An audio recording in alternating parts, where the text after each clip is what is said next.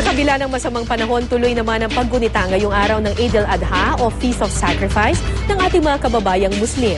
May news to go si Mark Salazar live. Mark.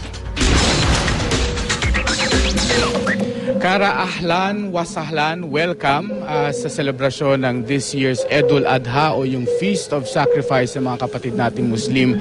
Naririto ako ngayon sa Camp Crame Elementary School, ang sentro ng selebrasyon ng mga kapatid nating Muslim na pulis at ang kanilang mga pamilya at ang mga traders sa Green Hills. Sakripisyo ang tema worldwide ng selebrasyon na yan, kaya sa kanilang pagtitipon-tipon ngayong umaga rito nagkatay sila ng kambing bilang sakripisyo. Ito ay paghalintulad at pagsunod daw nila sa debusyong ipinakita ni Abraham nang isakripisyo niya rin ang kanyang anak para sa Diyos at patunayan ang kanyang pananampalataya. Naririto yung mga leaders din, ang mismong chairman ng Council of Imams o yung Imam Council of the Philippines. Ito yung parang CBCP ng Katoliko.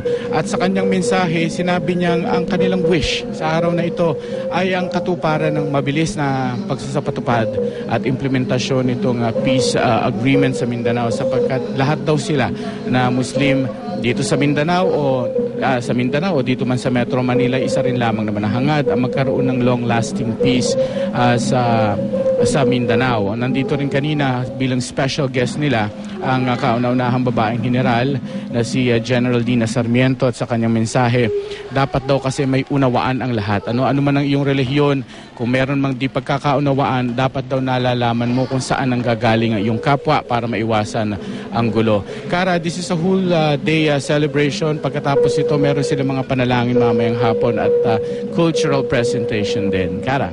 Maraming salamat, Mark Salazar.